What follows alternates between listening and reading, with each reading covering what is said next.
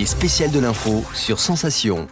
Les spéciales de l'info sur Sensation, nous sommes au Secours populaire des Yvelines et je suis avec Aline Grillon. Donc vous êtes chargée de mission et secrétaire départementale au sein du Secours populaire des Yvelines. Alors le Secours populaire, il propose également des cours d'apprentissage du français. Comment ça s'organise et comment rejoindre ces ateliers? Alors, on organise plusieurs sur les départements, notamment à Trappes et à Mantes-la-Jolie, pour lesquels en fait on a des bénévoles qui font des ateliers de français toutes les semaines auprès des publics qu'on reçoit et auprès de personnes qui soit ont besoin d'améliorer leur français ou besoin d'acquérir le français pour pouvoir mieux s'intégrer et vivre au quotidien ici. Et les bénévoles en fait le font 1 à 2 fois par semaine sous forme d'ateliers dans des espaces qu'on peut avoir. Et on peut nous rejoindre pour ces ateliers toujours en passant par le site internet du Secours populaire, en devenant bénévole bien évidemment.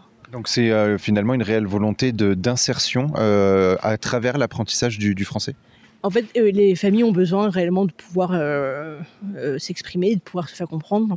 On avait eu une année un retour d'une dame qui, avant le décès de son mari, n'avait jamais répondu au téléphone et qui, avec un atelier de français, avait appris à répondre au téléphone. Par exemple, c'est un exemple que j'ai en tête, mais qui reflète le reste de l'utilité en fait des ateliers de français.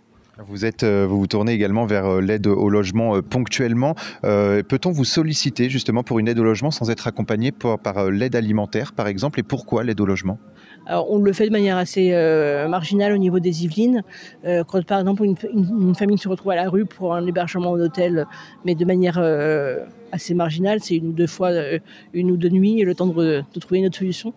Voilà, c'est pour pouvoir soutenir les personnes en précarité qui ont plus d'hébergement, mais cette activité-là c'est pas une des plus fortes activités au niveau du département. Malgré tout, le Secours populaire, c'est aussi savoir parfois réagir en urgence pour les personnes accueillies, pour les personnes dans le besoin?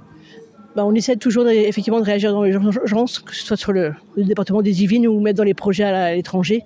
On souhaite pouvoir aider les personnes, que ce soit avec des aides au logement ou des aides alimentaires quand il y a besoin d'être là pour eux.